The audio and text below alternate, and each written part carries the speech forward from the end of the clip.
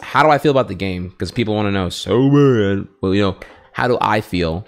Well, the good thing is I haven't read any reviews. I don't have any preconceived thoughts or notions on the game. These are all just my own personal conclusions from what I've played, which is kind of what I want to do, right? Kingdom Hearts 3, it's a fickle beast to judge here because like it's not going to convince anyone new to come to the series. Not only that, there's such a massive like plot familiarity barrier to even get into it for the main draw, which would be the story, because it's the coolness of the crossover aspect is like what you're in for.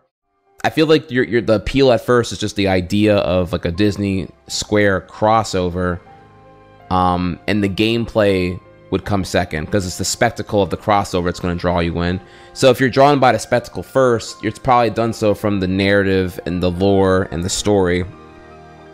And then the gameplay, if you're already engaged by that first part I brought up here, then the story or then the gameplay comes in to hook you in at that point.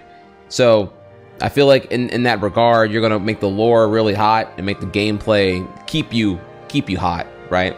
I excuse the idea that gameplay has to like modernize or even do dramatically different things per sequel. Quality of life changes are certainly welcome, but you don't have to like do anything crazy innovative with the gameplay to make it a good game.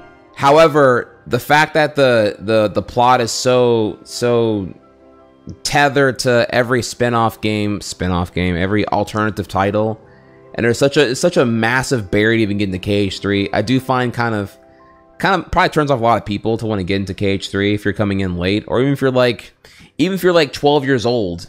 When like if you were 12 in 2012 and you played KH1, like you were able to get in, but if you're 12 now and you want to get into Kingdom Hearts series, it's like really hard because you got like you're so lost on a lot of like secret ending or even regular ending or even like any Organization 13 shit without a massive like homework assignments of like plot to understand and comprehend. That kind of bothers me a lot. So that there's a lot of points off I would have for that. I'm not even sure really like genuinely how motivated would I be to get into to even do that whole plot understanding boundary if I wasn't already incredibly biased on nostalgia for playing Kingdom Hearts 1 and some of 2 when they first came out, you know. Spectacle event, but man, that barrier is steep and I find it's a massive turnoff in terms of execution and avoidance. That aside, that being my biggest critique there is just like, yeah, I'm not a fan of Nomura making every single game like plot essential, especially all the shit in Union Cross. That's like a massive like omega lol for me. Biggest critique is that now service level stuff about the game, as I already brought before, the gameplay to me is not as important to nail for the entirety of the series because that's not what initially drew me in. It's what kept me in is a difference. I did have like the cliche critique that the game is too easy, but I've still corrected on that because KH1 and KH2 vanilla had a similarly very easy passive difficulty, and it was final mix on both KH1 and KH2 that added the difficulty to make it challenging for all of us gameplay addicts who wanted that hardcore game or that core gamer difficulty. Maybe I stand corrected on that because again, it's tough to critique because like all the biggest fans are gonna all just shit on me if I say anything negative about the series, but I guess that's like a pass if I want it to be. But I still think that there's a lot when it comes to the difficulty tuning of even Proud Mode here. More health does not equal more difficulty. You're just doing more of the same shit because I didn't really change how I fought. I guess that's my biggest complaint there. In Proud Mode, in Standard Mode, attractions, a combination of just like, you know, attractions do too much damage, you're not invulnerable, your MP meter refills during attraction animation spam, and you have so many auto prompts coming at you to handle everything that you're never even structuring your own playstyle or even utilizing the combos fully. And then I go to Proud Mode and I'm doing the same thing, but actually using perhaps, you know, even half my MP meter for some fights, and I still get by fine for the most part. So it just didn't feel super duper challenging. Would be a critique there. I feel that's a commonly placed one, but if you have counterpoints to that, you know, sure. I do think there needs to be some balancing though. Like I don't know, magic builds seem incredibly broken. I just sit back and I just like fucking spam out, you know, Fireball or Thundara and just fucking, you know, chip them away for a third of their health at any given time. Graphics in the game are kind of mixed. Like I say mixed, but like, you know, Monsters Inc. to me looked like a PS3 world at times, and that was like kind of like questionable.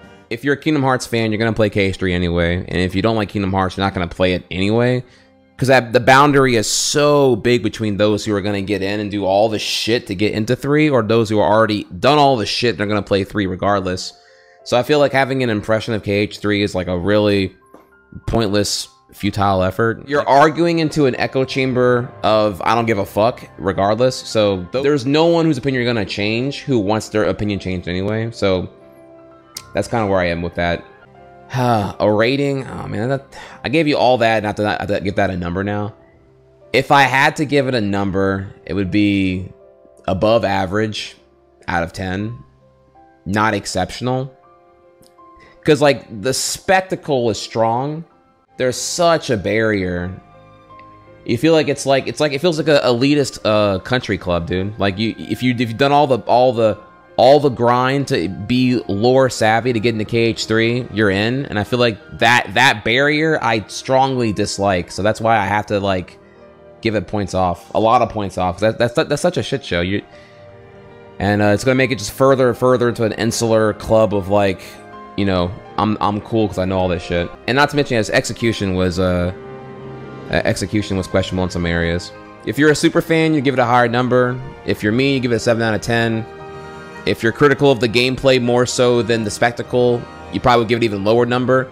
If you're me and you're critical of the spectacle, you give it above average out of 10. It did spectacle correctly, but the barrier to enter the spectacle is very problematic. Hopefully I've given y'all a nuanced, extended rant on how I feel about it. The number means nothing though. I hate giving a number because a number means total bullshit. My made up number is 7 out of 10, but my opinion is everything I stated valid, all context included. So hopefully you enjoy that.